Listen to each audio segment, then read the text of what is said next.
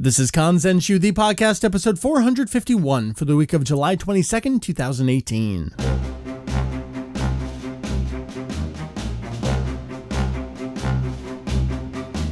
Hello, welcome back to Kanzenshuu, the podcast, an extension of the all-encompassing Dragon Ball fan site, Kanzenshuu. We cover anything and everything Dragon Ball GT this week in hopes of enlightening and a little bit of entertaining. Jeff, welcome back. It must be GT time. It must be. Is that redundant? GT time? No. GG time? It's Grand Tour time? Grand Tour time. Grand Tour time. Yeah. It's a little bit of a tongue twister. Time. It would be redundant if we said GTT time. GGT time. Where's the ATM machine? Pause for tea with a Dragon Ball GT. I don't know what kind of accent is that. Someone from over there, please tell me if that was decent. I thought you just boasting about your British accent, and that was just appalling. So Jeff is here. Hi, dude. Hello. Our new fan. We'll come back to you shortly. Meri, hello. Am I the resident old fan? Yeah, you and I both. Seeing some things seemingly for the first time, though. Not seen this. Yeah. We'll get back to that. All right. That leaves me. My name is Mike. Sometimes Vegito EX, but always just Mike. This is indeed the next entry in our Dragon Ball GT review of Awesomeness. This time here on the show, we are covering Dragon Ball GT episodes 32 through 35. And because it's one of those episodes, we will forego all the usual formalities of news, and I think that's the only other thing we do before the topic. Important stuff. Important stuff. Yeah, there's no important stuff. None. The state of affairs in the Dragon Ball universe. GT is the important stuff here. Super important. So I say we just get right on into it. Lovely to have you here with us. Strap in. We got 4 episodes of GT coming your way right now.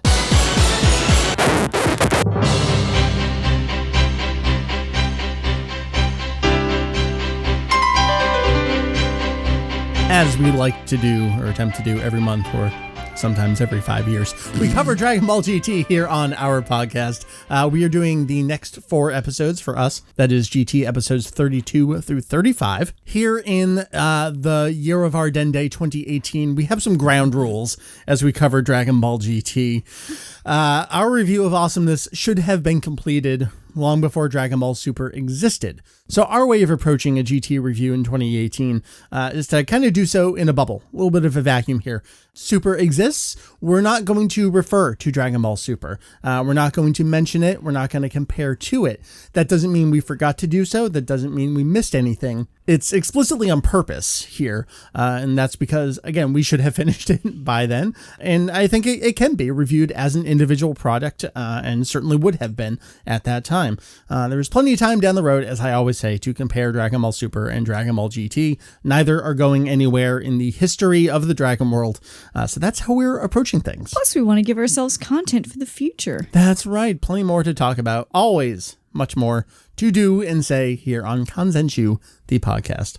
There's a website too. There is a website too. So how do we approach our reviews? Well, we give you a little rundown of what happened during the episodes, and then we check in on Jeff's predictions from last time. Jeff, you are approaching as the new fan, someone who has never seen Dragon Ball GT before. You joined us for our manga review of Awesomeness, where we went through all 42 volumes of the original series in manga form, and you enjoyed it from that perspective as someone who had a little bit of fan subs, a little bit of Toonami, but otherwise approaching Dragon Ball totally fresh. And since that was finished, you were like, hey, you know what? We can move on to GT with this look on your face of like, you should be worried.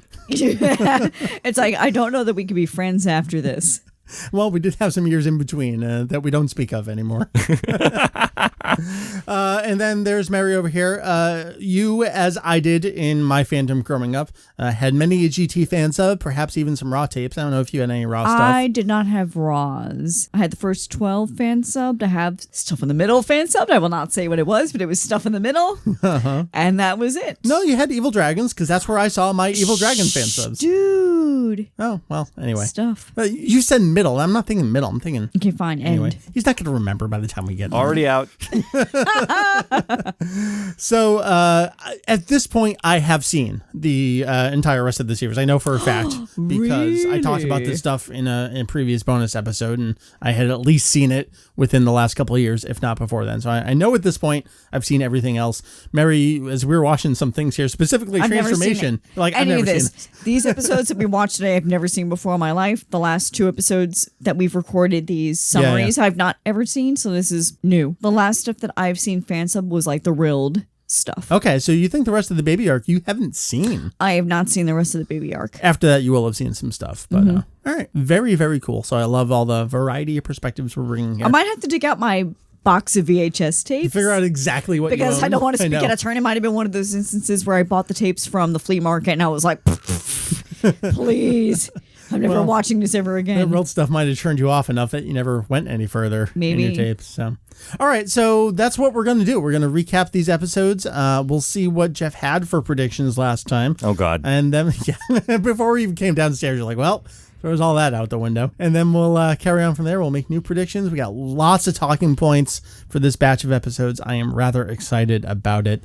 So let's get right on into it. We start with Dragon Ball GT episode 32, Return Goku, the Angry Warrior, Oob. So Oob hid out in the mountains with his family, but he felt Goku's ki disappear, so he's come to join the battle.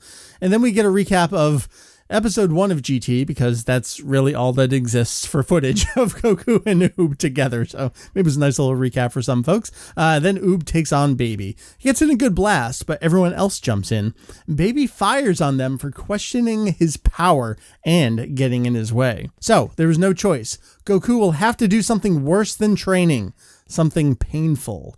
He's been working on a tail the whole time, the Elder Kaioshin there, getting a tail out of Goku for some reason.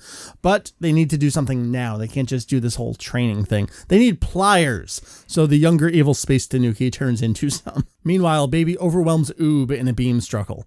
Pan tries to attack, but Baby just stands there, including a blast point blank to the face. Now, people are donating all their energy to Baby so he can kill Oob. Boo tells Satan that he loves him and they'll always be friends. He'll never forget him. And he goes back to where Oob is. Baby figures taking out Oob means there'll be no one left to challenge him. And Boo arrives. He inhales Baby's revenge death ball, and there's a giant explosion. Meanwhile, Baby leaves with Bulma, figuring he has won. Boo explains somehow, like weird in this like inner conversation thing, explains to Oob exactly who he is, and they re-merge together to form a new being. Meanwhile, the tail pulling out continues. Baby arrives to his celebrating subjects, and Oob arrives too. We have a newly remerged, powerful, wearing a vest, cool dude Oob. Takes us to Dragon Ball GT episode 33, Take This Baby, the reborn Oob's finishing beam. Goku bites down on a rock as they keep pulling. The old Kaioshin pauses and asks, hey, does this hurt? Now, Oob starts muscling up and his hair actually kind of shines too. His speed and power have increased. Oob fires a chocolate beam but misses and hits a whole bunch of people instead, and we never hear about what happens to these people after this point. Oob fires a cool boomerang whirlwind chocolate beam, and they clash for a while with some beams here. Meanwhile, Goku ties up the Elder Kaioshin to the rock instead of him, and he has him hold the pliers there, and then he blasts off in the opposite direction to pull the tail out even faster. It's here! Goku's tail has fully emerged. Meanwhile, Baby decides he's done playing around and overwhelms Oob back with his own beam. Kaioshin teleports Goku just in time to see the chocolate Oob fall to the ground, and Baby eats him. So, Goku has a tail, and he goes Super Saiyan 3, and he attacks. Although, problem is, Baby is not himself having any problem with Goku, so he starts throwing him around by the tail. Lying on the ground, Goku looks up at Baby. He sees the Earth, thinks he won't be able to defend it. His tail starts reacting. It is Great Ape Goku, but he is golden. Takes us to Dragon Ball GT episode 34. The transformation fails. Goku's Great Ape Rampage. We get a flashback to Planet Plant showing the Great Apes destroying everything. Pan can feel a huge ki and thinks it's her grandpa. She flies back, leaving Satan behind. Baby is a little bit in denial over Goku's power here. And also Goku can breathe fire now. That's new and exciting. All the people are trying to escape, including Bra and Videl and Chi-Chi. The Elder Kaioshin was afraid of this. By not truly completing the training, yes, Goku's power has increased, but he has no control over his power in this form. So Pan tries to appeal to her grandfather there. Also, how did Satan get over there so fast? He was over there, and then she flew away, and now he's over there. A little disconnect there. The Kaioshin are talking. They could cut off his tail and return Goku to normal, But if they do that, he's going to lose all of his power. So what can they do? Well, Goku can become Super Saiyan 4 somehow. Elder Kaioshin doesn't really seem to know. Goku lands in a lake and sees a reflection of Earth. His eyes start to change a little bit, and he starts trying to get to Earth, which is up there in the sky. Baby figures he should be able to become a great ape too, since he's taken over Vegeta. Pan keeps trying to reason with Goku, who just swats her away. He's like, get out of here. She shows him her dogi, her fighting outfit, though, from the end of the original serialization. And that, like, sort of starts getting his attention, but he still is not totally into this. But a photo flies out, and it's a photo of the entire group together at the beach. Goku, as a great ape, he grabs it and he examines it, and he catches one of Pan's tears. And we end our episode with a tease of, taking us to episode 35, the mightiest Goku becomes Super Saiyan 4. Lots of naked Goku. Different ages, different forms. Lots of naked Goku. He is now Super Saiyan 4. Goku leaves Pan with Satan and takes off to find Baby, who himself is analyzing this whole thing, the transformation, trying to figure things out. Vegeta doesn't have a tail, though, and since he's taken over Vegeta without a tail, that's why Baby himself did not and cannot transform into a great ape. So Goku arrives. Bulma is definitely evil, and fighting ensues. Goku is just smiling the whole time, though. He's taking all of these hits. So Baby fires a revenge death ball once again. We get an awesome, like, multi-shot take of it approaching Goku. Jump cuts right as it's approaching his nose. Very cool stuff there. He just stands there, and when the dust clears, he's still just standing there on a pillar. He totally just tanked this entire attack. So we get angry, awesome Goku. And we get cool fading shots of him just walking. It's like, oh, shit is totally real at this point. Baby must not fail. Evil Bulma is doing something. She has created a Brutes Waves amplification device. Kamehame. Here, take all these Brutes Waves. Now you're a great ape too. And that brings episode 35 of Dragon Ball GT to a close. We close with Super Saiyan 4 Goku versus Golden Great Ape Baby Vegeta, Super Baby 2, whatever he is at this point. Wow. So we watched 4 episodes here. I felt like a lot happened during these episodes. In particular, the first episode, 32 that we watched, a lot is happening in this span, in particular that episode. How'd you feel about the pacing here? Better. I still wanted it to be tightened up a little bit, but better. A lot better. It definitely feels at this point like, all right, this is an appropriate pace for a weekly shonen show. Like, you can't give us too much. I would like more. I understand why you can't give me too much more. That's what I was thinking too. It's like, I understand why you can't give us more, so this is probably the best you can do. What I want to talk about with episode 32 in particular, I was blown away by a vocal performance. Would any of you like to guess who it is? Boo? Yes. I was blown away by the characterization of Boo, and I was not expecting that. So it was quite a pleasant surprise when he was like, I love you, Satan. And here's why I love you, because we're buds, and we're friends, and we'll always be friends. I'm like, holy crap. Boo, you just hit me in the feels. Good stuff there. Kozo Shioya, I think, is a very much underrated Dragon Ball performer here. He got a chance to do a lot of, obviously wacky stuff during Dragon Ball Z, and he played all the forms of Boo throughout all those transformations there. So he even got to be just wacky Chibi Boo, just kind of yelping all over the place. But when he's talking here, it's very simple, and it's in a voice, but it's not exaggerated. It reminds me so much of something like Kohei Miyauchi, who is the original voice for Kame-Sennin, the Turtle Sage. The way that, yes, he could be a wacky performer, but he could also bring it down and be realistic and be emotional in his performance. And to get that out of Shioya here in Dragon Ball GT, I think that really just elevated everything that was going on here with the talk, with returning to the battlefield, with talking to Oob. Satan, 俺の友達。ああ、友達さ、何を言ってるんだ、ブーさん。サタンも好き。でも、なぜかウーブ見捨てていけない。ずっと友達。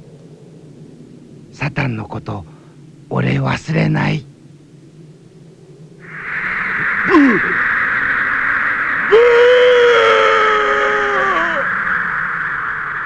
ー！ It was like my second favorite moment of the 4 episodes that we watched. Yeah. Was just him saying goodbye to Satan. It's like, oh my God, he's about to do something. Yeah. And this is very unexpected for a former villain. We've gotten cool stuff from Boo, where we were talking last time about how it was awesome that he had Satan hide inside him and he was just hiding out in the background. Like, oh yeah, Boo would totally do that. That's cool. They're using Boo appropriately. And I feel like they just built upon that this whole time. He didn't really know where it was going, where Oob comes back like, oh, Oob and Boo together. Oob doesn't actually know who Boo is. Oh, I guess Goku never mentioned it. Never You're a came up. reincarnation, little guy. Very cool stuff. So let me then ask you, all right, Boo comes back, Oob merges with him. We kind of get like the pink blobs coming onto him, becomes a new super version of Oob. He's promptly done away with, though, that exact next episode from his own chocolate attack. Let me just ask point blank, do you think we could have done more with Oob here? I don't think so. Well, I think in a way this was important because it had to set the template for what it had to do is it had to set scale. That's what it was. Oh, because geez, for power scaling. All right. In a way, well, you have to know what the strength of baby is at this point. And so... Do you have to? I think so. Why? I mean, because you're getting Oob coming back. You think that Oob's going to be all powerful. Not enough. Boo comes in. They transform. They get bigger. And that's not enough to take over baby. So you're right. You're raising the stakes, basically, to the point where it becomes more reasonable for, let's say, now that I know that Oob, who's supposed to be this powerful person trained with Goku, whatever, not Saiyan, but, was still able to get even stronger, especially with Boo being thrown in there, but still not enough. At that point, I felt like the stakes were reasonably being risen, where I could see that we can't just have Goku come back. It has to be a stronger version of Goku, basically. So then the whole tail issue coming in, and that's like a reasonable way to get his power back up. We'll get to the tail part, I think, later. Sure. But I think in regards to, is that enough to beat baby? I think it did do a good job of kind of setting that apart. Now, granted, I'm coming from the lack of bias, I guess, because it's been however long since we saw the last few episodes. Yeah. So it could be a non-issue and Oob could have been completely useless, but I kind of might not remember that. So 2 things. One, I'm half joking when I say, oh, do we really need to set the power scale? Like, I think it's fine. And, whatever. It is what it is. And all right, Oob's strong, not that strong. Okay, whatever. But to your point, I mean, he is kind of thrown in there and then taken right out. That's where I want to go with it is, oh, that's it? Yeah. I mean, the entire ending of the series was, the reincarnation of Boo. Super cool. But think about it, like, even as cool as that is, no one in the audience has that much of an emotional investment in Oob. So it's like, we can acknowledge that you're cool, but really, can you kind of go away, please? Sure, but if you're going to create this character, you're going to introduce them, and you're going to use them as someone to raise the stakes, why not try to endear them to the audience by doing something more? I feel like there's more you can do with Oob, and no one's given him the chance to do so. Yeah. Is it fair to say that this isn't the first time this has happened, though? Because I feel like there have been situations where we'd have a person come in, they're supposed to be like the great thing, they're hyped up, and then like next episode they're out. No, I mean, maybe like filler characters and movie characters, stuff like that. But even if you go back to the original series, they're always kept along as part of the group. I mean, Tenshin Han was strong, be who I suggested. and a problem for a while. And yes, he was immediately eclipsed by Goku from the 22nd to 23rd Budokai, but he still held his own. He still was a force to be reckoned with on screen and continued to contribute. And sorry, Oob has done nothing. Maybe that's not fair because Oob has a chocolate attack, and if it was a regular attack and not one that turns him into chocolate, he'd still be around to be of some use. Yeah, I thought that was cool how they turned that back around on him. I'm like, I did like that. From a writing standpoint, that's how you tie that up and move the damn plot along. Right. If you're looking for a reasonably well-written excuse for, all right, we brought him in here, we really don't want to keep him here for long, let's do this. In many ways, speaking of the Budokai, it kind of reminded me of the reverse Mafuba, where using this attack, you get it turned back on you, and all right, sorry. I'm still just really hung up on, I'm someone who, like, I don't have an attachment to Oob because there's never been anything to give me an attachment to him, but I feel like there's something there. Like, you can do so much more with this character, but there's always this fright of doing something with someone who's doesn't have Saiyan blood running through them. Well, how dare you take over the great Goku? We can't have that happen. Yeah. Write him out. Yeah. Mm-hmm. All right. Anything else about Oob? I mean, his redesign is basically just I do like his redesign with the vest. I like the vest. More pecs. kind of like, some more it's pecs. sort of fusion-y, I guess. Yep. Like, that's what they're trying to get across there.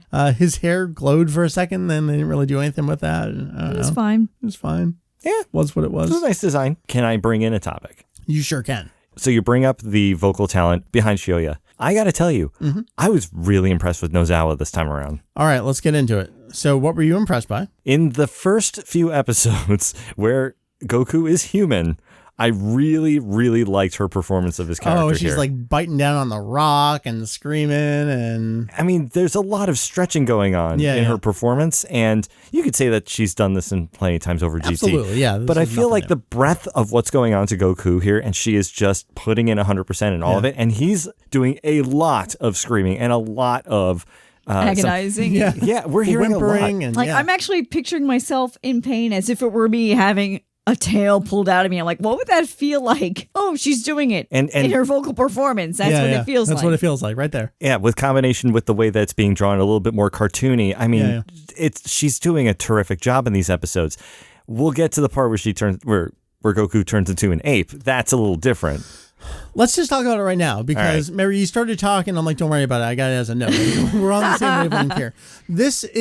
I am one of those people where I don't even want to acknowledge the lols Nozawa woman arguments.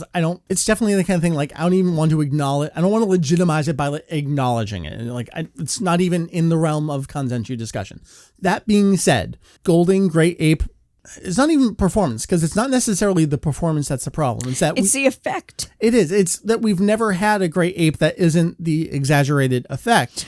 But the thing is, I think it was present at the tail end of the previous episode, and then why did they drop it? It's there, but it's like 10% of there. It's like someone swapped the percentages on what they're supposed to be. I feel like someone just forgot to apply the effect. I feel like it's as simple as that. It's totally there. It's just so low in there. Agreed.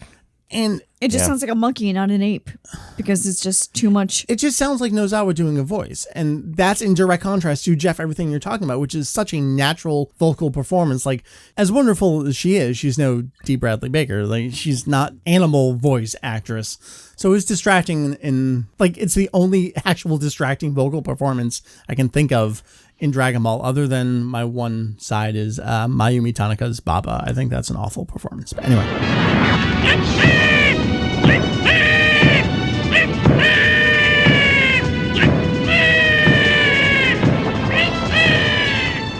But this isn't the first time that this has happened. Goku has turned into an ape before. Right, with exaggerated roars and echoes. And everyone who's done that before has had that kind of effect. I literally feel like someone at the soundboard forgot to apply the effects. That's what it felt like. It's like, did you forget the filters? Because it just sounds like her making squealing noises like a monkey. It sets that form apart for sure. It's just distracting. It's not appropriate. It's Agreed. No, totally agreed. And it's such a shame because, when Goku's a human, she did amazing. But when it came to him being an ape, it was awkward. Yeah. All right. Is it too premature to start talking about Super Saiyan 4? Well, let's go into exactly. So then the performance that she does for Super Saiyan 4 is sexy. Sorry, I'm going to say it right now. As a female and she's a chick, her Super Saiyan 4 voice was like, holy shit, she sounds hot. Yeah. It's also nothing new. It's basically what she did for Super Saiyan 3 previously. But it was even more subdued and calmed and controlled. Mm-hmm. More cigarettes. That's what it was. More cigarettes. Damn, lady. How can you do this? You want to build that girth? You get them smoking. Please, kids, don't smoke. We're going to go into Google. Does Nozawa smoke? She's definitely, it's deeper, it's calm, it's collected. But this is a trend with all of Goku's transformations. When he first turned Super Saiyan originally for the first time in Z, it's a very low, collected voice. But with Super Saiyan 4, that's just part of the She just keeps doing it and doing it. And how can she keep finding these different levels to take it? Yeah, I mean... It's subtle, but it's a difference. I'm glad people came around, watching Dragon Ball for the first time with the black. But... There was Tulles before. Tulles was fucking hot because he didn't wear pants. Just saying. Well, there's that too. But it's also that just really coy, sly, drawn out performance voice. doing great stuff there. And yeah, it just continued all the way into GT. She's been doing this all the time with Goku and other characters as well. It's great. Let's talk about the actual form, the design for Super Saiyan 4. Different. Very, very different. So this is something that was designed by Katsuyoshi Nakatsuru. Oh, Nakatsuru did yes, this? Character designer for Dragon Ball GT. Obviously had been there doing animation, supervision, and all throughout Z. So what's with the red? Because we just come off of Golden Ape Goku, and now we suddenly have red hair, red fur. So let's pause a little bit and let's talk about Golden Gray Ape. So Goku transforms. Obviously, we get that ape there as soon as things started going. Jeff, I heard you go, oh, I see where this is going. I like that. Hearing Jeff say he's putting the pieces together. I'm like, yes. So you saw Gray Ape coming. Did you anticipate anything beyond that? Yes and no, because if I say yes, I'm giving myself too much credit, but I'll put it this way. I've been staring at that figure on your shelf. That's true. And fair enough. And just so everybody realizes, on the top shelf of Mike's impressive display here, there is a Super Saiyan 4 Goku there. And Jeff, at some point, I kind of look at all of these and realize, wait, where am I going to see this or that one or this one? That's not Goku. Just saying. Oh, come on. So, well, either way, I mean, I saw that at some point. The position I have you in this room is you're staring at the worst possible place. Well, it's a figure collection that is literally spoilers. Everything from the entire history of Dragon Ball. Also, here's the Dragon Ball Super poster, and here's the Dragon Ball Super GG thing with everyone from that arc, and also a pool is there. Because of course. But you're in the worst possible place in this room. Yeah, so basically, when I saw that, it basically made the connection of, that's that character. Although now it's funny you say it's not that character. Mm-hmm. So, Jeff, we actually haven't talked about your predictions, and I've been holding off on it. Because they're horrible. Because it's a combination of they were horrible, but also you really had no idea what to say. And that is a credit to GT. Yes. I don't think that's a ding against Jeff. Agreed. No, at this specific point in GT. Vindicate me, Meri. Vindicate me.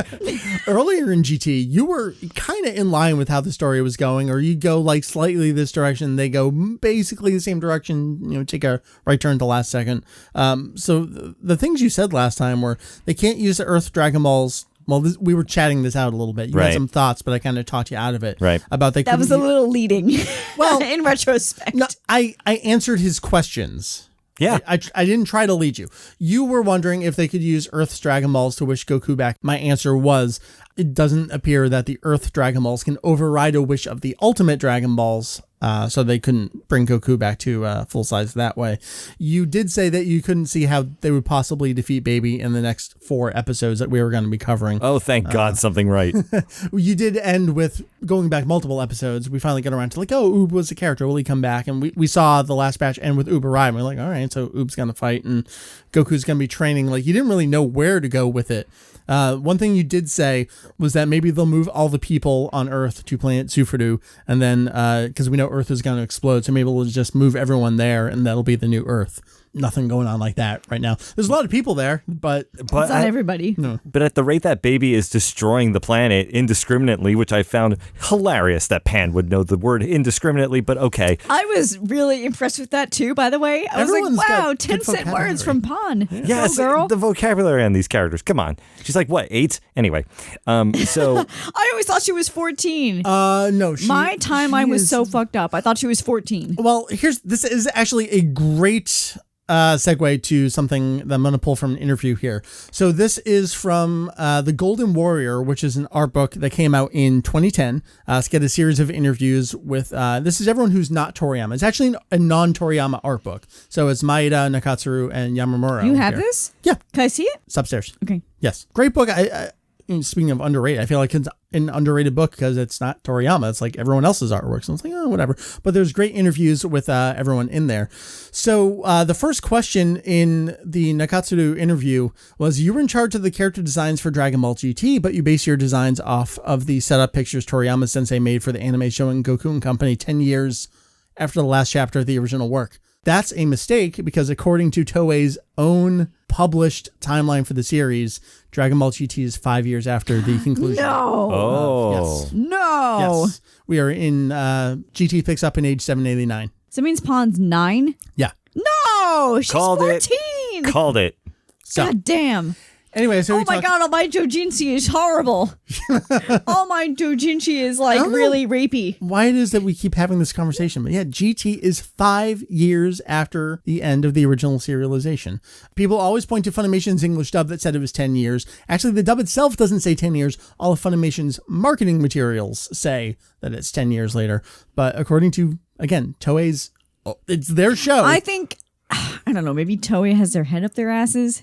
It's their show. They can Okay, say fine. when it takes place, whenever they want to say it takes place. They are completely consistent, and all additional supplemental future Shueisha timelines continue to say GT starts in age 789. So anyway, moving on into Nakatsuru's interview. Super Saiyan 4, which appears in the later half of GT, was one of your designs, but I was surprised at how unusual the design was. So Nakatsuru says, there were a lot of varied opinions about that design. It was my idea to make the body red. GT was made as a continuation, and when the producers told me to draw Super Saiyan 4, I went,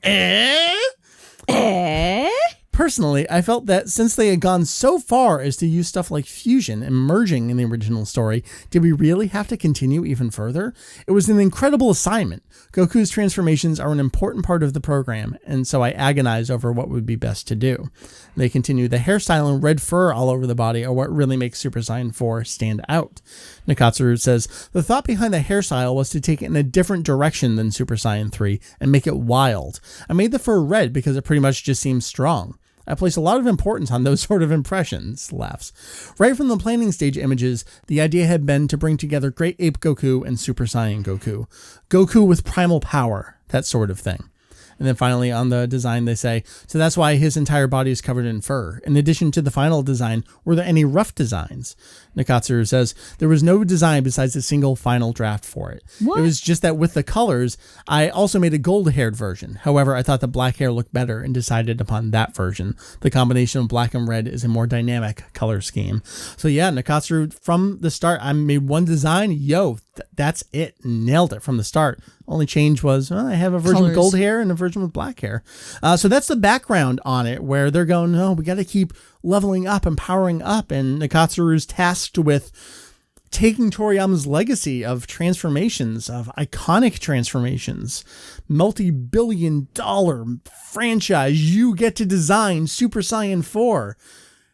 And this is what he comes up with. So, Jeff, you're doing a side eye at me over here. So, tell me a little bit, design for Super Saiyan 4. What do you think? Well, I joked while we were watching these did. episodes that it was Gene Simmons. Yeah. I take that back because that's the wrong person, Paul Stanley. Because, come on, look at Paul Stanley, especially in that MTV moment where they took off their face paint for the first time and showed everyone their real faces. Look at Paul Stanley, look at Super Saiyan 4 Goku, and tell me honestly that there was no influence there. Because seriously, every time I looked at Super Saiyan 4 Goku, I saw Paul Stanley. All right, fair enough. As a heavy metal guy straight out of LA, or New York, I guess in their case. Get out of here with that bullcrap. All right, so that being said. Oh, and also the furry arms because, like half ape, I get it. Also, I think a lot of people were wearing fur at those times. It is not original. Not a fan. Not a fan. All right. Not a fan. I don't like it. No? Nah, because I don't get how, I guess there's a lot of things that I might need some clarification on, but I just feel it weird that we go Super Saiyan 1, 2, and 3 makes sense to me, where it's like gold hair, sparkles, long hair. And I'm watching that poster right there. Oh, that's true. It's all 3. Oh, Yeah. yes. There you go. Right. There's movie 13 poster. We have this perfect poster, yeah, and it shows all 3, and there's a progression there, and there's a reason why that doesn't have 4 on it. Well, that's Dragon Ball Z. Dragon Ball Z. Yet. It didn't exist yet. That's true. But you're not going from 3 to 4, so technically, really, 4 isn't actually 4. It's more like It's like a regression. it's like Super Saiyan B. Like it's it's a different scale. It's a parallel path. I hear this a lot out there. That's not an original thought, Jeff. Is a lot Well, of good people, on him for thinking that on his own. Absolutely. A lot That of would be me too, because I'm not following the interwebs. certainly a lot of people have brought this up over the years. I think there's even a recent thread as recent as this week on my forum. Wow. About this. Like, what else could this be called? Because it seems so different. I think Super Saiyan 4 just makes sense as a logical naming scheme. As could you call it something else and get away with it? Primal. This is primal. That's literally the word that's in the thread title. Ooh, I like that. I actually like that a lot more because that's why I'm in marketing, y'all. well, what's one of the things that you guys in the community hate talking about? That's power levels.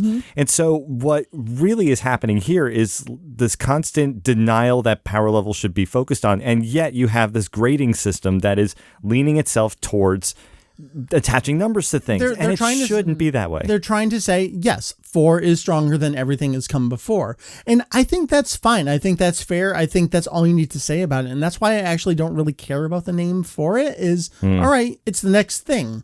But then, okay, never mind. Well, I was going to say, I don't think that needs to happen because I've been given such a good amount of background to how this form appears and how strong it is and why it has to be stronger and all that. Like, we've spent so much time getting to this point where finally we get to Super Saiyan 4, what's called Super Saiyan 4, but you didn't have to call it that because with all of this lead up, it could have easily been Super Saiyan Primal and I would have been completely fine with that because then when something... Or let me just rephrase it to make sure I get what you're saying. Yeah. You're saying is you've seen so much in this recent span of episodes, where the entire point of this span of episodes has been to continuously tell you they're not as strong as that person. They're stronger. They're not as strong as that person. That next person, they're not as strong as that person. So like to see whatever the next thing is from Goku, you would just know he absolutely is stronger.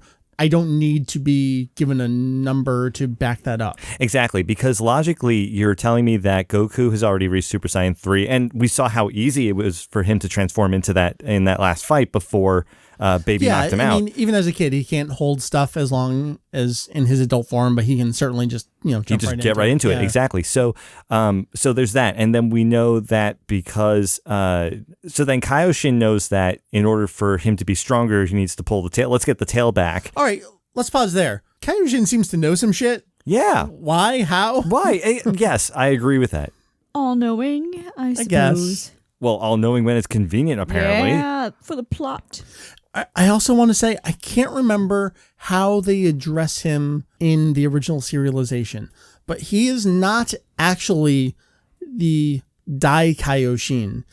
I believe, God, I might have to edit myself if I get this wrong. I'm pretty sure he's the East Kaioshin from 15,000 years ago. Jesus Christ, that's really specific. And so they keep calling him... Elder. At one point, they did call him just Ro, or old, or Elder Kaioshin, but then Kibito Kaioshin just transition over to calling him Dai Kaioshin. And I feel like that's such a specific title in this series that I guess if they're just casually calling him like, oh, great Kaioshin. It's fine for the rest of us. Anyway, I'm going to research myself there and fact check myself. And if I get it wrong, then I edited all of this out and then we'll see where we go from here. Anyway, we were talking about strength progression with Jeff. A rat hole in a rat hole, yeah. Well, I mean, really, though, part of this whole story of this transformation is that we know that he needs to turn back into an ape. He gets the tail. Well, now that he's so strong, he's going to be even stronger as an ape. That makes sense. Then if you combine the human Goku with the ape Goku, you get an even stronger Goku. You totally buy this logical progression here. I do, because it makes perfect sense to me that with Goku becoming an ape, he's a stronger version of himself. Well, I mean, huge, mighty, whatever, power of the moon and yada, yada, all that. But he's been training for so long, has gotten so stronger, has reached this higher Super Saiyan level. That all makes perfect sense. Logistically, I think it works. And then you merge that with the human, and so you get the best of both worlds, basically. So that could be fine named its own thing because it's not... the Super Saiyan process isn't happening while he's human, it's happening while he's ape. Yeah. So hence why that seems like a whole separate trek to this power, whatever you want to call it. So, I mean, that's my perspective on it, at least. All right. I mean, and not to say that, it's easy enough to call it Super Saiyan 4 because it is stronger than 3, but you don't go from 3 to 4. You go from 1 to 2 to 3, but then you go into ape and then 4. You don't have to be 3 in order to be an ape. So that's just, you left that leg and now here's a new leg, goes to 4. I feel like we talked circles about it. I totally get where we're going. Yeah. And again, I'm not invoking that other series because it was a movie that came later, but in Battle of Gods, obviously we got something that was not called a numbered thing. I think at that point that was an idea of we want to avoid numbers and we want to avoid referencing different continuities. When is that though? Is that after or before GT? Chronologically in production came after, takes place before even the end of the original serialization. What? Oh. Battle of God. Come on. You're Meri. right. Yeah, I had to think there for a Get second. out. Door's right there. Oh, snap. I got a Damn. bottle. I will break it over your I head. have one too. Oh, shit. Oh, damn. Sword fight. Having a bar fight here. I want to pull in a couple other interview quotes here. So this comes from the Dragon Ball GT Dragon book that came out with the Dragon Box in 2005. And this is with script writer Atsushi Maekawa, who wrote the vast majority of scripts for Dragon Ball GT. Why does Super Saiyan 4 have the form of an adult? Kind of in line with what we were talking about here. And Maekawa says, since Super Saiyan 4 represents the mightiest form in the entire series thus far, it just wouldn't quite be convincing if he had stayed in the form of a child. It came down to the decision that since our greatest priority is to emphasize strength, then we had to push it with visual impact. So we needed a purely strong looking and cool character design that wouldn't be beholden to any concept. That is the form that Nakatsuru-san gave shape to. And then whenever he transforms into Super Saiyan 4, Goku briefly becomes a monkey. And Maekawa says, certainly in the process of his first transformation into Super Saiyan 4, he became a giant monkey. But having done it once, from the second time onward, he's able to take that route solely in his consciousness, and he skips the process of transforming into a giant monkey. Is what it would be if you were to deliberately apply logic to it. Okay. Like how they say it doesn't make any sense, but if you had to, yeah. And I'll go with them on this one. Does Goku need to have a tail, though? That seems to be the implication for this, as seen with Baby, who does not have a tail in Vegeta's form The here. Brutes waves. Yeah, so why didn't I transform? And we have lovely evil scientist Bulma here. Can I harp on that? Yeah. My single favorite moment of the entire stretch of these 4 episodes was Bulma looking at Goku and being like, I hate you, go to hell. And Goku just Don't looking talk to so me like we're despondent. Yeah. And just like, oh no. That it's a Because really, like they're best friends Yeah, other than Krillin. Right. And that like got me. That got me so much. it's a small moment, but the way that each of them the way that she delivers it and the way that he responds in kind, it says so much without actually having to say those words. That was my favorite moment. That's fascinating how that worked out, though, because, I mean, Baby took over Vegeta. Vegeta's married to Bulma. Yeah. So, and her Bulma's a with him. friend of Goku. I mean, Right. that whole thing works so well. Yeah. And you know what? And I have to give credit also to the fact, but Satan and Pan, I buy the whole thing about Satan trying to protect Pan as much as possible because he's a grandfather. So it's like, you know, and it's funny because I actually had to remember that as we're watching the series. Because Yeah, I'm these like, are actually both her grandfathers. yeah, and like I forget that he's actually family. Yeah. So, you know, there's a lot of really good structure His here. family moment. Like that whole stuff with the photo. Yes, exactly. Like photo and family. Can And we oh say my God. we've been robbed of a beach episode? We need it. I don't know. All right, maybe we don't I would need it, want but that. I don't would know. want that. Every Moe series you could possibly imagine has This done a isn't beach Moe. episode. We need it. I want a shonen take on a beach episode. It would be this family connection of like your granddaughter getting trapped in the waves. The best part was Goten and Trunks burying Vegeta in the sand. Like, yep, you nailed those characters. That exactly is what they would be doing. Yeah, that's Perfect. accurate. Where were we going with this? I don't know. We were talking about Super Saiyan 4. Jeff wanted to talk about power levels. And then I got names distracted and- by evil Bulma and then- being oh, like right, the best right. thing So about these 4 episodes. Right, we were talking about the logical continuation of transformations and forms. So on that topic, Yes. let's talk about Vegeta real quick. All right. Or Vegeta Baby, or Baby Vegeta, whatever. Super Baby 2, Great Ape Baby. Yes, now we have a Great Ape Baby. Yes. So I'm not convinced that Okay. Great Ape Baby is stronger than Super Saiyan 4 because, God, I hate my life. well, I need this to be like my ringtone for when you call me. What? God, I hate my life. Yes. well, you know, hear me out on this one because I'm just not convinced that. I mean, I don't want to lead into predictions either, but I guess it's kind of heading that direction Sure. because, You make this so tough for me when I listen to them. I'm like, what were Jeff predictions? All right. yeah, I know. Well, it's just the fact that this ape is indiscriminate towards what they're destroying. Sure. So, well, yeah, Baby was concerned about that. Right. And he didn't actually say, all right, hit me with it. He was like, no, he wait. was like, wait, is this going to make me yeah. like a zombie guy? Right. And it seems pretty clear that Baby's not in control of this character. So, this thing is just flying around destroying things. But to me, that doesn't mean that the size and the way that you're destroying things and whatever does make you look powerful, but there's no control on it. So it just doesn't seem to me as if that's going to be more powerful than Super Saiyan 4 Goku, who is totally fine, not incapacitated in any way. Right. And is very sure of himself at this point. And so the reason why I bring that up is because it makes the cliffhanger of these 4 episodes that we watched not as strong as I think it really could have been. I didn't want to only watch 3 episodes, and I didn't want to end on not seeing Super Saiyan 4 in full.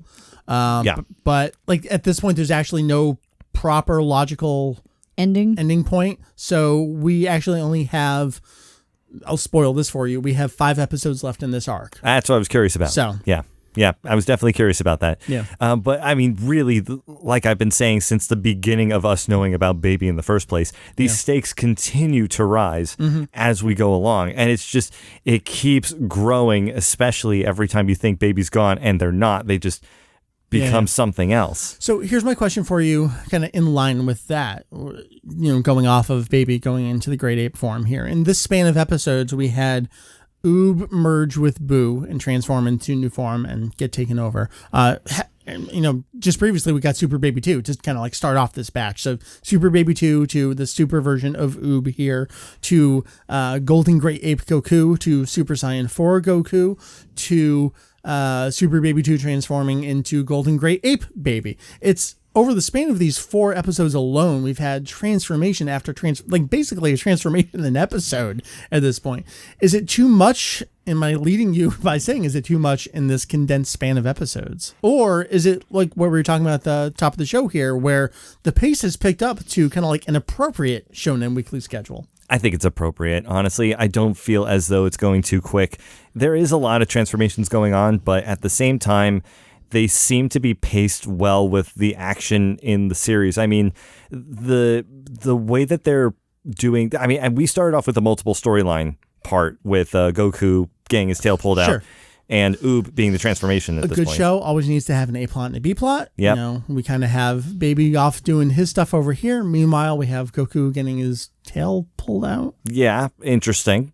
But it works. And so I think that it's so odd, really, these episodes, especially coming after the ones we watched where, things were at a trudging pace. Yeah. So the fact that things are now regularly paced, it actually seems like anything they give me is going to work well. But no, I'm thinking as I'm talking here, but really I don't feel like all these transformations were bad. It just more so seems like appropriate raising of the stakes, really. Yeah. That being said, I don't know where you go from here because they've raised the stakes so high and everyone's transformed. It's like, okay, we're going to have a big battle royale. So what happens here from a pacing standpoint and a power standpoint? Right. I don't remember. And knowing that there's 5 episodes left in this arc. Did the Japanese audience know that when the series was out? No, right? It was just nothing was said. It was just, here it is. And I've been doing some research into when did people start talking online about I hear GT is ending this year, next year. Doesn't quite seem like at this point that was happening, but it will start happening soon after this point. And I'm seeing people saying that in English, which means the Japanese audience is already talking about that too.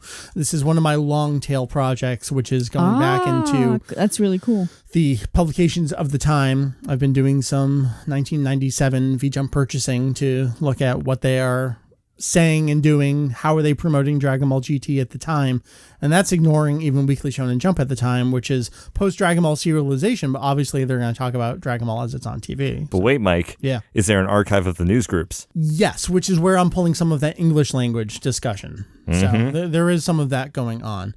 I want to talk about this time frame, 1997 specifically, actually. Meri, 1997, a little game called Dragon Ball GT Final Bout. Final Bout comes out on the PlayStation. I don't call it PlayStation 1 because there was only one PlayStation at the time. This would have been all of our collective first introduction. Jeff, the final boss of this fighting game, this very, very awful fighting game, is actually Golden Great Ape Baby. And Super Saiyan 4 Goku is an unlockable character in the game as well. Yeah, so what is it like, Meri, 21 years later? Jesus Christ, don't say that number. Okay, you just did. Yeah. So at the time, I mean, I'd only been exposed to GT via the first 12 episodes of fan subs. Right. Of course, so, we had been online and we've seen pictures. Yeah, we've been online and reading descriptions of the episodes and whatnot, but actually being able to play as Great Ape Baby, I'm like, what the hell is this? You can't play as him. I mean, without against. Very just because I know someone would try to correct that. It very much felt like I'm ahead of the curve, and yet I have no idea what's going on. Yeah. I mean, I felt that way about a lot of video games at the time when I played the real Dragon Ball Z Legends game on PlayStation. Actually, all the characters there that I hadn't seen at that point, but especially Final Bout, because, so for those who don't know, the game in Japan is simply called Dragon Ball Final Bout. It's not called Dragon Ball GT Final Bout. It's only called that way internationally. It's kind of like a best of, like an all-stars game where it's, you from Z, you from GT, and there's 6 versions of Goku in that game, all different transformations and ages. They released it over here as Dragon Ball GT Final Bout in 1997, as Dragon Ball Z has only been on TV into its second year at this point. GT would not hit American television networks for a few years at this point. This was all of our collective kind of like first in our language, in our, like a product for our country, playing and experiencing But at that GT. point, like, I knew GT was a thing, and I don't know how much of that is a artifact of where I live and what I was exposed to. Sure. Versus what the average schmuck who was only watching it in syndication. Syndication viewers, I like this. Oh, there's a game. Who the hell is this? Yeah, for sure. Right place at the right time. Final Bout is just such an important milestone, I feel like, for our fandoms and for North American fandom in general. Oh, God, that intro alone. I'll never forget that summer downloading the intro video to that game. Yeah. On dial-up. Hours. I had to go clean the family pool, and in between cleaning, I would get up and stop what I was doing, check the status of my download. I'm like, God, it's only a quarter of the way. Okay, I'm going to go back and clean the pool. And God forbid someone call the house. It's like, please don't call the house. I'm downloading the intro to Final Bout. Go back and clean the pool some more. Go back in, check, is it done yet? And then when it did finally finish, watch it like 5 gazillion times in a row. I do want to briefly mention, because this has been a thing that you have done the last few Dragon Ball GT reviews of Awesomeness. Episode 34 starts, and you immediately go, Triangle Man! I'm sorry, Triangle Man. I'm sorry, Triangle Man. And I keep telling you his name. Do you remember this man's name? I keep on... Oh, God, no. Mina... No. No. Katsu. Don't you dare call him Nakatsu. It's not Nakatsu. I know. Triangle guy. Masayuki Uchiyama. Sorry, Triangle guy. Yep, Uchiyama episode. Definitely. So back in my day, I called you Bad Animation Days. Yeah. And the same rule applied to Sailor Moon too, because you were Toei Animation. Yeah. I don't know if it was the same guy, but it was that same, like, you were deviating so far from the character models that you just have a nickname now, and it's Triangle Guy. Yeah. Or Bad Animation Day. Mm-hmm. I gotta harp on this. I did not like the animation of episode 34. And there were so many important things happening. I know. This is the episode where we have Goku as a great ape, and we have this hugely emotional scene happening toward the end of the episode here. And you would expect that, not just that, but then the next episode is going to be Tadayoshi Yamamuro himself. As we did our last episode review, where the 4th episode happened to be, I think it was Uchiyama into Yamamuro. I think we're in a pattern here. Right. This wasn't, though. Episode 35 was handled by Akira Inagami. Looking down the list here. Well, the next time we have an episode review, sorry to spoil this, we will conclude with Uchiyama followed by Yamamuro. So that's where we're going next time here on the show. Just animation in general. You know what I want to go back to is after Goku has transformed to Super Saiyan 4. I mentioned it in the recaps there, but as the Revenge Death Ball is coming down and they do the jump cuts up to Goku's nose there. Yes. Beautiful. Yes. Gorgeous. Love how that He Gorgeous. just like stands there. Yeah. Amazing. To your point about progression of power scaling, Jeff, I think that's an appropriate way to show that on screen. I think that's a great way to do it without Rubbing it in your face. Yeah. It says so much in just the character reactions. I love that. There's very few moments in the series where I get that. And what I was thinking of when watching these series of episodes was specifically movie 13, where we see what scene? Super Saiyan 3 and he gets punched in the face and he doesn't react. Yeah. You know what I've learned? I'm learning stuff from the wrestling community. That's called a no-sell. What? What does that mean? Tell me. That I believe, like, when you really react to something, like you're selling that performance.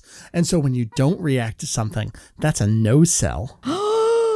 Ooh. That's cool. Mm-hmm. Interesting. There's a big crossover between Dragon Ball fans and wrestling fans, and I've learned a lot of terminology over the years, and I would be remiss if I didn't specifically mention All Systems Goku from Giant Bomb. All Systems Goku, yeah. So, animation in general, we had a couple good scenes there. Overall, other than some Uchiyama stuff going on, I felt like it was fine.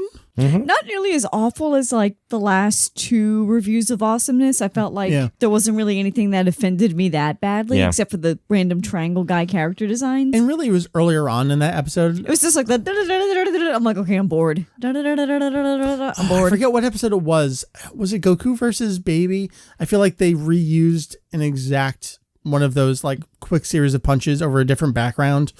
I can't remember what episode it was there. I feel like that was one of the only little tricks they did at some point. There was some great smoke going on. I'm going to have to go back. There was like a very, very 80s style, like Macross. Yeah, OVA style smoke and smoke. I'm like, explosions. that was way too many frames of animation for Dragon Ball. So maybe AJ can go back and tell me exactly who it was that animated the smoke in this series of episodes. But I'm interested in that.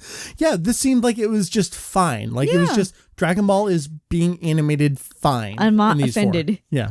It's an achievement in and of itself to not be offended by the bad animation. Yeah. Anything else you guys want to talk about? I mean, we had so much happen in the span of 4 episodes. We're up to a point now where it's like, here is our climax. We have Great Ape Golden Baby and Super Saiyan 4 Goku. I guess here's where I'm going to take it, Jeff. Mm-hmm. Where is this going? Sorry, we have 5 episodes left. That also seems like a large amount of time for, all right, these are the 2. Where's it going? Yes, but let's assess what stakes are involved at this moment. All right. I mean, Planet Sufuru, lots of friends and family. Yes. Earth. Yes. Goku as a child or an adult. Boo Oob as eaten chocolate. Yep. Not just friends that are alive, but friends that are gone now. Yep. Sure. All right. Yeah, there's a lot here. You say this ends in 5 episodes, so things have to end. So apart from that, this arc ends. Yeah. Dragon Ball GT continues where we're like halfway through the show right now. Sure. So then in this case, GT is so short in comparison to other stuff. Yeah, no kidding. Yeah. Talking to the guy who read the entire manga. Yeah. This is tough. So I think it's safe to say that Baby is going to have to be dealt with somehow. And 5 episodes, a lot can happen. Yeah. So, but I have a hard time coming to the conclusion that Baby gets destroyed in some way, because they're right now just destroying planet Sufuru, which means that Sufuru, really at this point, you're killing off so many people and buildings and whatever. Like, what? Who cares about this planet? Yeah. So, if this planet were to get like dashed into space with this crazy ape on it that can't do much else besides destroy it, then I mean, that's one way it could end. All right. Yeah. Who cares? All right. Just blast them off. All right. Yeah. Just the planet goes off wherever and set up some rocket ships and just propel it off into space. I mean, look, they propelled people onto the planet. They could propel people back off. Maybe the spaceships aren't damaged yet. All right. I certainly don't think there's going to be any quote unquote divine intervention where we have Dragon Ball wishes getting everybody back to the way things were, like that wish. They can do that wish. They can't do the, wish this person back or kill this person, I think, right? But they can say, go back to the way things were. Can we pause just real briefly as we're talking about planet Sufadu and how it's being destroyed? Can you talk about the architecture of this planet a little bit? Because they're like underground trying to run away from things as these buildings are collapsing. Like there's scientific buildings. There's kind of like old clay buildings. It's a really interesting place. It is. There seems to be a lot of different kinds of architecture going on. And it's interesting because it's not well lit. Like every time you see a baby in particular, I think it's smashed by Super Saiyan 4 Goku, goes into this building. Yeah, and it's like always dark. Every time, if they're underground or if they're in a building, always dark in the interior. So it doesn't, but otherwise. Yeah, like it's bright outside, but there's a lot of dark shots. There's a lot of dark shots. And also the amount of characters running away. I mean, there's like huge armies of people at some point, but like some get turned into chocolate. Others are like smashed under buildings, apparently. And we never see the carnage, which is very Dragon Ball. Yeah. When it comes to like mass amounts of people, right. But you just know it's happening. There are massive casualties going on. So, I mean, that leads to the thought that, these people have to get back to Earth somehow. Although this isn't everybody from Earth on this planet, right? No, they can only take... It's like 100 people, isn't it? I think he took the first 100 in line. So I wasn't sure about that in those episodes because we heard the number 100 It there. seems like a lot of people up but there. Goku's family's like 50 of that. So exactly who was left? Kuririn is still on Earth, right? No, he got left behind because he got cut in line. He got left behind. Yeah. So Barney Tarn cut in front. Exactly. So we still have some people of that family that's still there. Right. You don't actually. So, that's actually funny if you think about how many people were turned to chocolate, how many people are still there. There's probably not much left if it's only 100 that aren't family. Who are all these people that are running through the reservoirs underneath the plant? Exactly. So I think. Excuse me, there's only supposed to be 100 people up on this planet. Yeah, exactly. Well, so it does mean that there are still people on Earth that would have to be transported back. But if they didn't get back, then not that big a deal because, Right. But it does include Goku's family. So we're talking about architecture, but we're also doing predictions. Yeah. So, all right, let's get back to it. There's a lot that can happen, could happen. There's 5 episodes left in this arc. I don't mean to keep harping on that, but I just feel like, I'm telling you we're doing 5 episodes enough time. Next time you should know that that's the end of this arc because then we're going to do something special after that. So there's so much that can happen that needs to happen. All right. So for reals, Jeff, what happens next time in our review? All right. Okay. I'll put it out there. Baby dies, but how does Baby die? Oh, and no, I'm going to say that Oob, is it Oob or Boo? It's Oob, right? Even though Boo's in Oob. Yeah, he's still just Oob. Can we just call him Boob now because he's both of them? Yes. It was only a matter of time. I used this phrase earlier. I would be remiss if I did not mention that Funimation, this is not in a Japanese term, Funimation calls him Majub. What? Really? Oh my God. Who got paid that day for that one? Okay. I'm pretty sure he's just Super Oob. Okay. Then I think Super Oob's going to be okay. I don't know how, but I think Super Oob's going to be okay. Baby ate him. Yeah, but that doesn't mean that digestion doesn't, and it's an ape. So instead, eat him as a person, but as an ape, probably congealed back into chocolate. I guess Cell kind of ate 17 and 18. Well, let's not also forget that Boo somehow magically, however this works, had pink globs go onto Oob and they merged that way. So why couldn't this magic Oob thing also do that as well? I mean, you want to talk about magic and Boo. Why did Vegito split apart? I don't know. Bad air inside Boo. Yes, that's memory content. Anyway. Yeah. So following that logic, I think Oob's going to be okay. It's going to be messy, but he's going to be okay. And I think the rest of the family. I still need crazy predictions from you. Well, it's not going to be that crazy. It's going to be like people are going to end up back on Earth. I think Sufuru really is either getting destroyed or is getting pushed off into space. Okay. But the big thing I was hung up on is whether Baby is going to be there or not. And how do they handle Baby? Well, now that we have Super Saiyan 4 Goku, I mean, I'm thinking... Is it just a brawl? No, because you can't brawl a giant ape like that, I don't think. But you can certainly cut off the tail. Since we talked about that last time, I think that's foreshadowing. Okay. So why don't we cut off the tail of this giant ape baby, which will be rather hard to do. Vegeta is not going to die, but God forbid, do I even know how they're going to get Vegeta out of this? That's a great question. Yes, because this is not just this entity baby. This is baby Vegeta. Yeah, so they have to kill the baby part of Vegeta without killing Vegeta, but then in order to do that, they have to kill the ape without killing yada yada. So I think cut off the tail gets baby back. That at least gets you started. Yes. Okay. Granted, a considerable amount of damage is going to be done first, but you do that first, you get baby back. And then, man, how do you get Vegeta out of there? I don't know. I really don't know how that's going to happen, but it's going to happen. We're going to get Vegeta back. You think Vegeta will continue to be a part of the group moving forward? Yes, and I do think that the entity of baby that is infecting everybody is going to leave, and they're all going to be fine. They go back to Earth. But I get hung up on the idea that baby's gone. I just, baby has been through a lot. He has. So I'd hate to think that this is the end of baby. And he's got little eggs in all these other people. So yeah, right. This is something you were hung up on last time, is that can baby ever truly be defeated if he's left his kind of remains? Or is it like Lyme disease where you just have it and that's it? Like it's in you, that's it. That could very well be the case but if there's no main incubator. Sorry, my baby's flaring up. Excuse me. Yeah, like that heartburn, that's just baby. Oh, God. Yeah, exactly. But no, I think... I need to take my shit pills. Excuse me. Throw them on down. I don't think I could take it really anywhere farther from that. I mean, I really think that's it. Not that crazy, but... I know what happens, and I wouldn't know what else to tell you either if I were in your position. I'm glad I do not know what happens next. I'm pretty much in Jeff's shoes at this point. That's great. I love that part of this. It's 2 against 1. Yeah. Mike has all the knowledge. I mean, I guess we all had the knowledge if we were so inclined to Google it. Yeah, I just want to that point, Meri. We read all of Curtis Hoffman's summaries over the years. We know what happens. In one ear, not the other. I actually didn't read all of them. No. Well, I just want to reiterate for our audience that really I have no clue.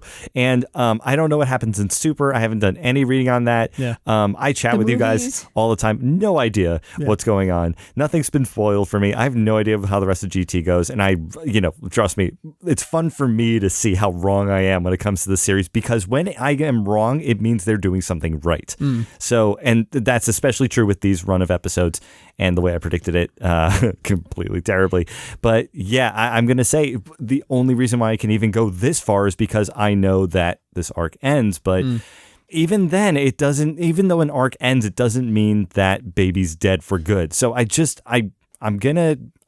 Yeah, go back to the original serialization. I mean, just because the Saiyan arc ended didn't mean Vegeta was dead and gone. Right.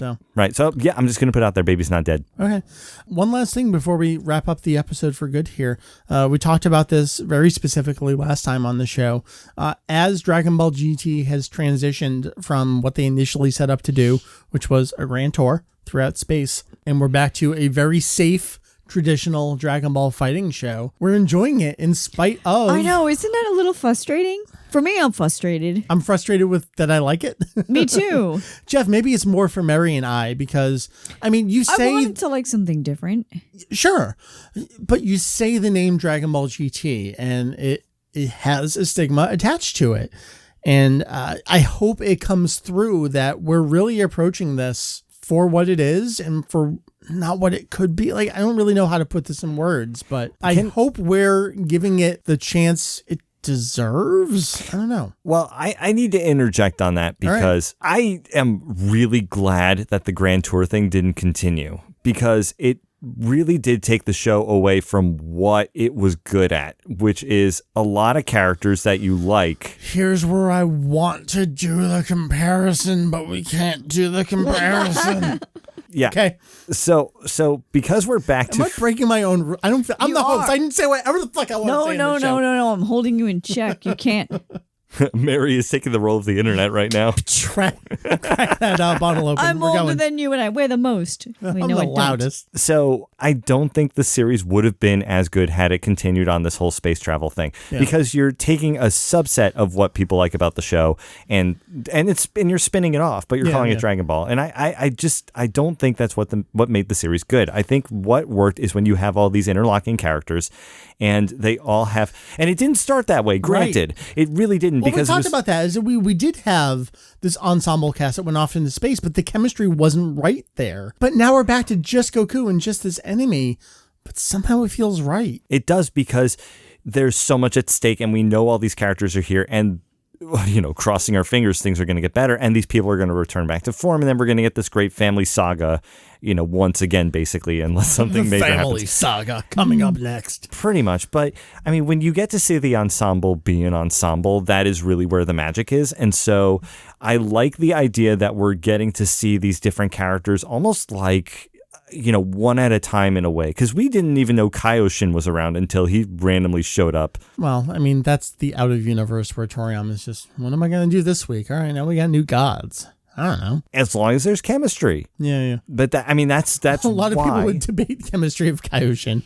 Well, more the competence of Kaioshin. All right, so I keep saying, we're going to wrap it up, and here's how we're ending the episode. This is truly how we're ending the episode.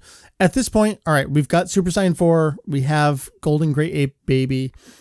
Toriyama is not involved with Dragon Ball GT at this point. His designs were used earlier on. His planet landscapes were used earlier on.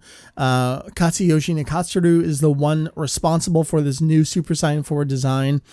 At this point in time, Dragon Ball GT is continuing the legacy of Dragon Ball and Akira Toriyama. What are you getting that feels Toriyama-esque at this point in the series? The humor? The humor. The humor. When you see Goku's face as the tail is being pulled. And the little stars in his eyes. That was so American. Fantastic. Just fantastic. Like, Goku still has that spirit in him to be this half serious, but also really half boorish. And I mean, you gotta have that part in there where there's the fart jokes and the butt jokes and all that, because that's the Toriyama aspect. Like, he literally just showed his ass at the screen. Pull down your freaking pants and here's Goku's butt. Yeah. It doesn't get any better than that. True. I mean, we're just missing the guy in the gas mask with a sign, right? I mean... Sure. All right. So you think it's the good mix of the humor and the transformations and the action. This actually feels like Dragon Ball. I don't care about transformations. It's always been about the characters for me and just like those subtleties. Well, like you were talking about with Evil Bulma. And like that just nailed it for me. Yeah. Because I think about like episode 1, it's like Goku and Bulma had been together from the start, and this is how she's talking to him. And he's like, nope. Yeah. I love that. That was Dragon Ball GT episodes 32 through 35. We are wrapping up the baby arc next time here on the show. Well, not next episode in the show, but next month in August, theoretically, is when we'll do this. We will do Dragon Ball GT episodes 36 through 40. For those of you who are curious, we will be doing the TV special after this batch of episodes. So just keep that in mind. I know it blew Mary's mind. It did. You actually had no idea when the TV special Were we aired. in the grocery store? I think we're out to dinner. No, save it. We'll talk about this when we cover the TV special. There's a lot to talk about. Needless to say, it blew my mind from a timing perspective. Yes. For those who know, yes, we will do all of it after the TV special. For those who know what that means, you know what that means. Jeff, thank you so much for joining us here for the next round of our Dragon Ball GT review of Awesomeness. You are very welcome. It is always a pleasure to be here. I so appreciate you watching the show, putting up with our nonsense. It really does mean a lot to us. I put up with your cats more than I put up with the show. Trust me. Pay attention to me. You're here. You've put up with this. You've entertained me up to this point. Is there anything you would like to say, share? From now on, there's no entertaining anymore. That's it. It's all downhill from here. What do you got? What's going on? What is going on? Well, we have... Sorry, we're one of those podcasts where the other person has their own podcast and they talk about their own podcast on the other podcast. Yeah, we get it. Yeah, so I got to do that because, I mean, we don't even have like a network. No, who needs a network? Who needs a network? But it's like Mike's Basement Network, right? And it's Kanzenshuu, the podcast, and Low Fidelity. Well, about Low Fidelity, we have an extra episode, as I'm calling it, that's coming out hopefully soon. It's still in the re-recording and editing stage, and because I'm the only one on it, I get to play around and try some things. And so talking to yourself is hard, man. It's really difficult. It's really difficult, but I think I have the process down. I need to be standing and I just need to read from the notes. No memorizing, just read from the notes. You'll be fine. I You love the don't idea need of you just standing alone. Well, here's the no. See, what's funny is that originally I had Becca in there, and I'm like, okay, just sit there, Just to have someone to talk to. right, and I'll have the notes, but you're there, and I'm going to look at the notes. I'm going to look at you, and I'm going to talk and whatever. Yeah. It went horribly. Nope, it you did can't not do it. go. No, it did not go well at all. And then I was sitting in a comfortable chair, not really sitting up, and reading from the notes, and it sounded like I was dying, so I didn't want to do that. And then I was standing, but I was trying to remember everything, and that sounded terrible, so I couldn't do it. So now I found the perfect mixture. I just need to go and do it, and I will be able to release this episode. So it is going to be just me for this, but it's really just a once in a while thing. I feel like I should be able to have the liberty of recording stuff that I've had over the years related to music, and so I can throw that. I feel like I should have the liberty. Like, sorry, Mike, I'm allowed to do things on my own. It's Dude, my you do whatever show. you want to do. It is my show. I do what I want to do with my show. So that is on the books. That's going to be what's coming out soon. So is going to have, and I will spoil this now for our audience, is going to have a quick section about all the ways that you can support us with some detail there. It's also going to have a review of the newest album from the Sacramento-based group Death Grips, and also is going to have I guess I would say an extended breakdown of Billy Joel's We Didn't Start the Fire from 1989. Very interesting combination, I know, but trust me, it will be entertaining nonetheless. So that should be coming out within the next week or so. Look forward to that. And then after that, we are going to be doing a review of the 1971 composition Drumming by Steve Reich. We previously did his earlier works in the previous version of Low Fidelity. Yeah, it's out now. That is required listening before we go into drumming. For everybody out there, you got to listen to that episode before you go into drumming. It's going to put a lot of perspective in there, and I'm looking forward to recording that episode. We got to get that scheduled soon. Yeah. But that is going to be coming up soon. But yeah, if you want to follow us, we are Lo-Fi Podcast on Twitter. We have a YouTube channel. We've got a subreddit on Reddit. It is just /r/low_fidelity. We also, by the way, I will spoil this now, we have been added to Stitcher Radio, Radio Public, and iHeartRadio. So you can find us on all of those stations as well. iHeartRadio's a thing still. Mm-hmm. It is, and for the crowd not of our age. I was gonna say. Yeah. But they deserve to have the wonders that is low fidelity in their lives as well. So you can find us on those apps. And that's pretty much, and lowfidelity.info, feedback at lowfidelity.info as well. There you go. Yeah, if you want to listen to Jeff moderating me as opposed to me moderating Jeff. Struggling, folks, struggling. What, to moderate me? Loose cannon over here. Loose cannon. That's Mike Lee, the loose cannon, if I ever heard one. I have a lot of nicknames, don't I? Mike, a loose cannon the breed. Mary, thank you. Yeah. Always good to have you. I notice you don't ask me what I have going on. I know. I have nothing going on. No, it's good. Don't be on the internet right now. It's a bad place. I hate the internet. Internet's awful. Well, thank you. I got Jeff. I got Mary. My name is Mike. www.kanzenshuu.com. That is Kanzenshuu.com. We will see you next time here on our podcast. Bye. Bye. Bye-bye. Mary, wrap it up. I don't know. Jeff, wrap it up. Oh, I have to be funny for this? Bye, everybody.